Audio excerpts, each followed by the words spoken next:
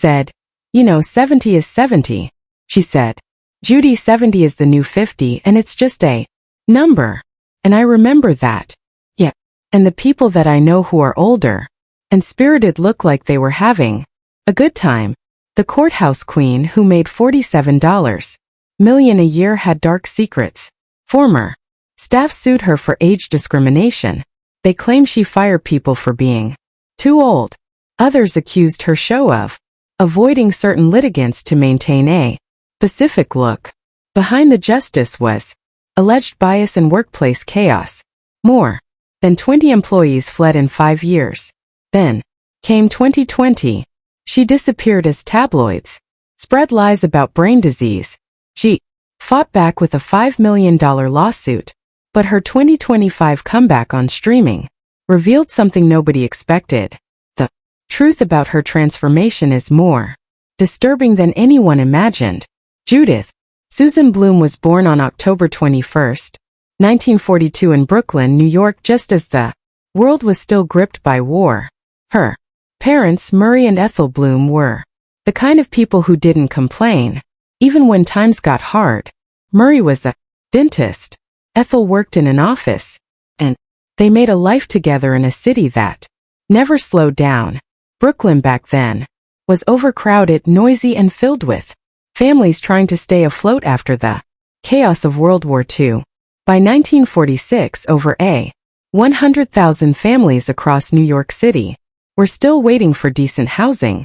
Rent was high, food was rationed, and inflation hit a staggering 14% in 1947. Judy's father did what he could with his small dental practice, but money was always tight. Her mother, Ethel, often sewed clothes from leftover fabric scraps just to keep the family going. Judy, still barely 5 years old in 1947, helped with chores while air raid sirens wailed through the streets every month, like distant alarms from a world that hadn't quite settled down. When she was just a baby, her father left home to serve in the military. It was 1943, and the war was still raging.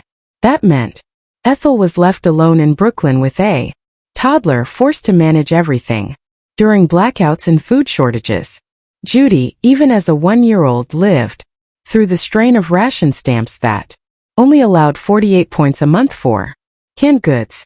Her world was filled with stress, responsibility, and sirens, and it shaped her.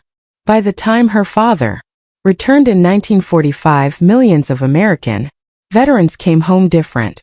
Murray was no exception.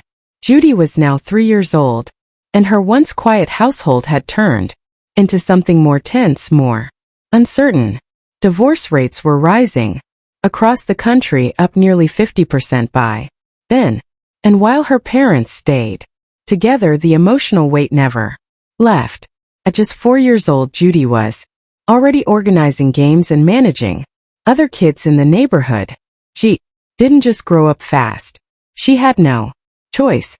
In 1955, something happened that stayed with her.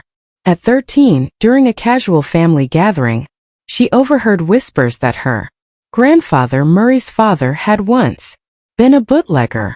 Back in 1932, during the Great Depression, he smuggled liquor around Brooklyn to get by while unemployment soared to 24%. The story went that he hid bottles beneath the floorboards using dental supply routes to avoid suspicion. In 1934, police nearly caught him during a sweep that netted over 500 people, and the family almost lost everything. Judy was stunned. Didn't fit with the clean-cut life she thought she knew. But instead of resenting it, she became fascinated.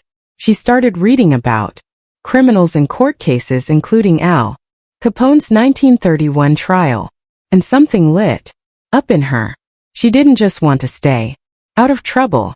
She wanted to understand, control it, maybe even stop it. By 1956, Judy was 14 and entering James Madison High School in Brooklyn. It was a huge place with over 3,000 students, but she stood out quickly. Not because of grades. Her GPA hovered around 2.5, but because she had something else. Presence. She joined the debate club and started winning. By 1959 she had 5 regional victories under her belt. But it wasn't all smooth. That same year, she skipped a dozen classes in protest of outdated dress codes that banned girls from wearing pants. In 1957 she led 20 students in a cafeteria walk out over bad food. Teachers didn't know what to make of her. She wasn't on the honor roll, yet she debated civil rights. Topics like segregation years before it became common among high schoolers. She even got detention for faking notes to skip gym, claiming she had moral objections to the uniform. And while gangs were forming fast across Brooklyn, over 100 by 1958, Judy stuck to her own rules, never joining anything she didn't believe in. She wasn't trying to impress anyone. She was just being Judy. By 1960, the civil rights movement was starting to shake the country, and Judy left Brooklyn for Washington, D.C. She enrolled at American University, majoring in government. Back then, campuses still tried to control women. Curfews were strict, pants were forbidden in class, and any trace of independence was policed. But Judy didn't shrink from it. She joined the Pi Sigma Alpha Honor Society, one of the few women to do so, and publicly challenged male professors on women's rights. While others hesitated, she spoke up. She graduated in 1963, 3 years after enrolling, at a time when most women were still expected to be secretaries, nurses, or housewives. But Judy wasn't interested in what was expected. She was interested in what was fair. After graduation, she returned to New York and entered New York Law School, where things got even tougher. By 1963, women made up less than 5% of law students nationwide. The halls were filled with stares, questions, and casual cruelty. Professors didn't take her seriously. Male classmates told her she didn't belong. Still, she stayed. In 1964, the Civil Rights Act was passed, and Title VII outlawed discrimination in hiring, including sex-based discrimination. But schools hadn't caught up.